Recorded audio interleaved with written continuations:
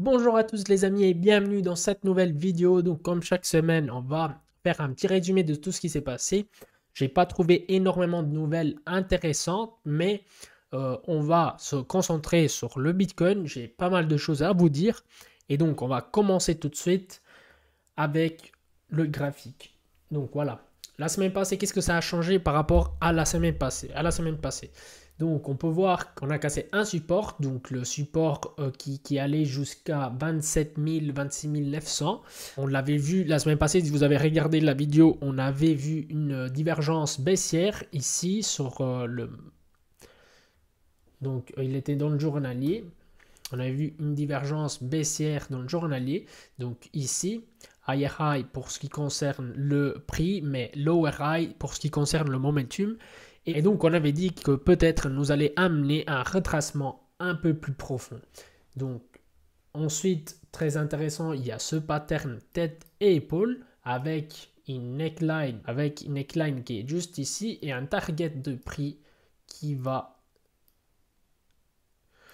voilà, sur notre prochain support à 23 800, 24 000. Après, c'est pas des targets, c'est pas des... le target n'est pas à 100% fiable, mais on peut voir plus ou moins le 90% des fois. C'est ça. Et donc voilà, pour ce qui concerne le Bitcoin, c'est ça. Donc, peut-être pattern baissier sur le journalier. Donc très intéressant à voir où il va nous amener. Et ensuite, je voulais vous montrer une chose qu'on n'a pas vue la semaine passée, mais que j'aimerais bien intégrer avec donc la vidéo de la semaine. Donc on parle de l'Open Interest. Pour vous expliquer en gros, l'Open Interest représente la somme totale positionnée sur les produits dérivés d'un actif. Donc en gros, combien d'argent ou combien de contrats il y a sur les produits dérivés. Et donc, c'est très intéressant.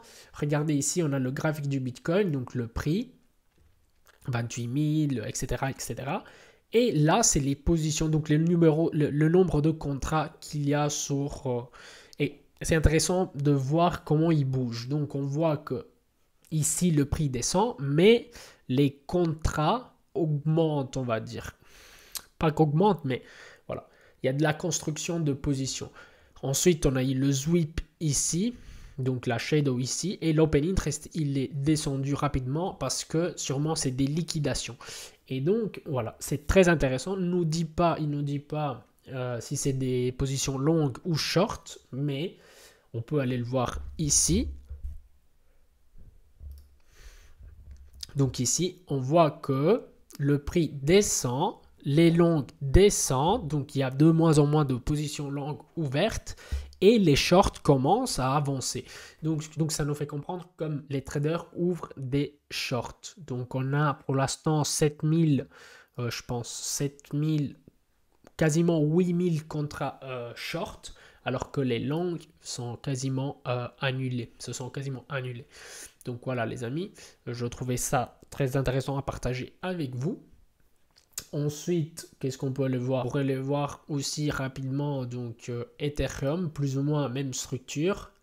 Donc on a tête-épaule aussi, donc avec un target sur les 1586. Donc ça pourrait être effectivement un setup short, donc généralement comme ceci. Même le stop loss un petit peu plus, voilà, comme ça il est protégé par le volume. Et si le target est là, on peut mettre ici comme ça nous donnerait un rendement de 2,18. Logiquement, ce n'est pas des conseils en investissement, c'est pour voilà, regarder un petit peu ce qu'on pourrait faire éventuellement. Moi, je vous dis la vérité, je suis positionné short pour l'instant, mais voilà, ça fait partie de ma stratégie, donc ne faites rien si ça ne fait pas partie de votre stratégie. On regarde ça juste pour, voilà, pour comprendre où on en est et qu'est-ce que ça pourrait changer et prendre des décisions sur les plus hautes probabilités. Je vous rappelle qu'on est toujours dans un uptrend pour l'instant, donc tant qu'on garde le support ici à 23, 24 000, si jamais on casse même le support là, ben on va rentrer dans le range qui qui est de 15 000 jusqu'à 25 000. Donc, on rentrerait de nouveau dans ce range. Et ça, c'est moins bien parce que ça va ralentir ça va ralentir le processus pour créer un uptrend de nouveau parce que là, pour l'instant, il y a des rétracements et des impulsions. Donc, on est dans un uptrend, mais si jamais on rentre de nouveau dans le range, c'est une invalidation de tout ce qu'on a eu en fait. Alors que si ça continue comme ça, même quand on touche le support à 24 000 et on retourne au-dessus, bah, c'est une bonne chose. Pour ce qui concerne de nouvelles, je vous ai dit, il n'y avait pas des choses très intéressantes, mais on peut regarder effectivement l'inflation aux États-Unis qui a descendu. On n'a pas eu énormément de mouvements. On n'a pas eu énormément de mouvements parce que le marché avait déjà pricé, le marché il price déjà une déflation, donc l'inflation qui descend. Les marchés, il faut savoir qu'on n'aime pas les surprises. Si c'est quelque chose de prévu, les marchés le jour même de la sortie de la nouvelle ou je sais pas, ça bouge pas. Par contre, si c'est une surprise, donc on s'y attendait pas, ben là, on va avoir beaucoup de volatilité. Ce qui pourrait être le cas si l'inflation la prochaine fois, par exemple, ce serait au-dessus du 5%. Je ne sais pas combien il price maintenant le truc, mais en tout cas, voilà, n'aime pas les surprises. Si, par exemple, les marchés price les taux d'intérêt à 500, qui s'arrêtent comme ça pendant des mois, regardez ici, ils sont positionnés à quasiment le 84% price qu'on reste comme ça pendant le mois de juin et le mois de juillet. Et ensuite, le 48%, par exemple au mois de septembre, price déjà que les taux d'intérêt vont descendre.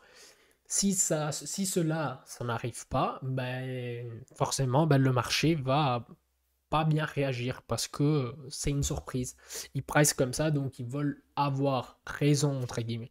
Mais ce n'est pas tout le temps qu'ils ont raison. Voilà les amis, donc pour résumer, on a cassé un support, il y a un pattern d'inversion, donc tête et épaule. Il y a plus de short que de long ouvert.